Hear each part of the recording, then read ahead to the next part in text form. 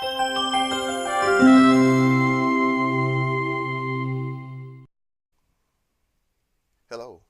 Today, as we continue our study of the Psalms, we're going to be reading from Psalms 12. This is a Psalms that David wrote when Saul was pursuing him, when he was running and when he was looking around for godly people to be there to help him. There were few. And that's the way it is with us today. This psalm applies when we look and we see that godly people don't seem to be as much as they used to be. But David starts with a simple phrase that we all should keep in our minds when we become discouraged about what's going on in the world. Look at verse 1 now. Help, Lord, for the godly man ceases, for the faithful disappear from among the sons of men. That's the way David felt, and that's the way I'm sure some of us feel also. You see, godly people were rare in David's time. He said it looked as if God's people were disappearing. Isn't that kind of like it is today? It looks as though there are few that are willing to serve the Lord. With the many things that we see godlessness everywhere. And he goes into verse 2, he says, of these people, they speak idly, everyone with his neighbor, with flattering lips and a double heart they speak. The word double heart here, it means those who have a heart that they reveal to people they want to take advantage of, and then they have another heart that's really their true heart that hides their intentions to take advantage of others. We usually call those people two-faced.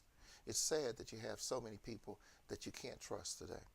And today it's difficult to determine the truth from many of our leaders, the people that have set themselves up to take care of us. So many lies are being told. To one group, a certain group is always condemned, and the ones that they have on their side, they always exalt. But they can never say anything negative about their own people. Such is what David was recognizing in his time. And he knew that there was only one solution to the decay of society and the lack of truth. So he calls on the Lord. Verse 3, he says, may the Lord cut off all flattering lips and the tongue that speaks proud things. Verse 4, those who have said, with our tongue we will prevail. Our lips are our own. Who is Lord over us? This is speaking about the people who say whatever they want to say with no regard to believe that there's going to be any judgment. They think that they are special. They think that they will have the victory at all times. They're boastful people. They have no respect for authority. It's not uncommon today to hear profanity-laced discussions and conversations all around us. Social media is rampant with people degrading, criticizing, condemning, and saying negative words about people that they don't agree with. It's so sad today. But people can't seem to have an honest discussion or debate without condemning other people with disparaging words. People are more inclined to try to win arguments than to reach agreements with others. Surely, as it was in David's time, as it is now, an ungodly time.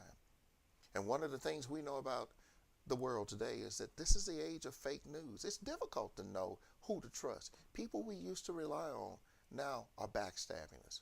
With our tongue we will prevail, they said, meaning we control the media. We can carry the discussion the way we want to carry the discussion. Nobody puts us in order. We will control the narrative and the way people speak. They will manipulate public opinion by lying and deceiving people from what the real truth is. It is the propaganda that they put out, that they use to mislead other people. Using all type of media, print, radio, television, and social media, godless people twist the truth, and many fall into their trap. They have learned through history, those people have learned through history that they have the power by speaking a lie long enough and loud enough, people will start to believe it. But what the world forgets, though, is that there is a God in heaven. And he says this, for the oppression of the poor, for the sighing of the needy, I will now arise, says the Lord. I will set him in safety, for which he yearns. Notice his words. He said, I'll get up, I'll arise. He's responding to the voice of his servant, as he will respond to our voices. And he said he will put his servant in safety. So even though you have a godless society around you, don't you be fearful of it. Your God is still on the throne. This is an awesome thing for us to recognize, that we can have confidence in the Lord. And remember how Jesus talked about when he spoke in Matthew 25:35. He said, "For I was hungry, and you gave me food. I was thirsty, and you gave me drink. I was a stranger, and you took me in. I was naked, and you clothed me. And I was sick, and you visited me. And I was in prison, and you came to me." And then the righteous would answer him, saying, "Lord, when did we see you hungry and feed you, or thirsty and give you drink? Or when did we see you a stranger and take you in, or naked and clothe you? Or when did we see you sick or in prison and come to you?" And the king will answer and say to them, "Assuredly, I say to you, inasmuch as you did it to the least of these, my brethren, you did it to me." God is concerned about the oppression and the lack of concern about those that are needy and weak in our society. Proverbs 14:31 says this to support what David is saying. "He who oppresses the poor reproaches his maker, but he who honors him has mercy on the needy."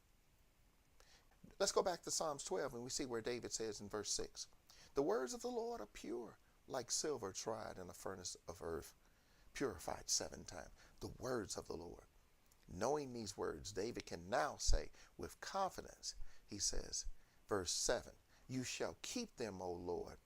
You shall preserve them from this generation forever." David recognizes in his generation, as it is in ours, there will be those who will still ignore the Lord, but our God will keep us. And verse 8, "The wicked prowl on every side when vileness is exalted among the sons of men."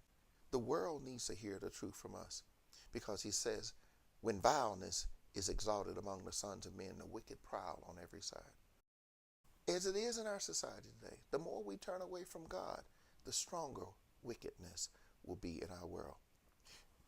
Therefore, knowing these things, as we are the people of God, we must do all that we can to not allow evil to prevail by being truly the light of the world and the salt of the earth.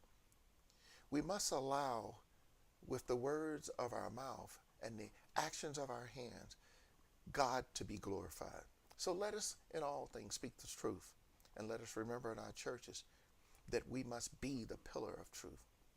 We must not hold back our voices when we see the wicked roaring as a lion.